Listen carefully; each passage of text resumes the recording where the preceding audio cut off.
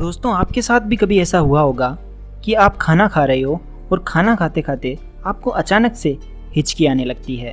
जी हाँ, जिसे इंग्लिश में हिकअप्स भी कहा जाता है। क्या हिचकी आने की वजह किसी इंसान के द्वारा हमें याद करना है?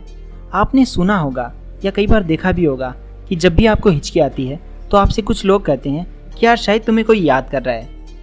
क्या आप भी हिचकी आने की वजह किसी के द्वारा हमें याद करना समझते हैं? तो दोस्तों, मैं आपको बताना चाहता हूँ ये इसका रीज़न नहीं है। अगर आप हिचकी आने का रियल रीज़न जानना चाहते हैं तो आज इस वीडियो को देखते रहिए और मैं आपको बताऊंगा कि हमें हिचकी क्यों आती है। Why do we get hiccups? So let's begin. दोस्तों, हिचकी आने के लिए जो सबसे ज़्यादा रिस्पॉन्सिबल ऑर्गन है वो है हमारा डायफ्राम।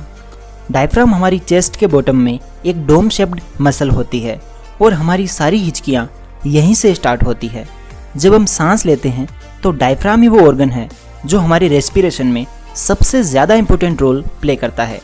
जब हम सांस अंदर लेते हैं तो डायफ्राम नीचे की तरफ सिकुड़ जाता है और एयर हमारे लंग्स में आ जाती है, और जब हम सांस बाहर छोड़ते हैं तो डायफ्राम वापस फैल जाता है और एयर बाहर निकल जाती है। ये प्रोसेस होती है। लेकिन कभी कभी जब हम जल्दी जल्दी खाते हैं या कुछ ज़्यादा तीखा खा लेते हैं या फिर हम अचानक से हंसते हैं तो हमारा डायफ्राम इरिटेट हो जाता है और तेज़ी से नीचे की तरफ सिकुड़ जाता है, जिससे एयर अचानक से सडनली हमारे लंग्स में एंटर करती है और अचानक हवा भरने से एपिग्लोटिस बंद हो जाता है तो हिच या हिक की आवाज़ आती है।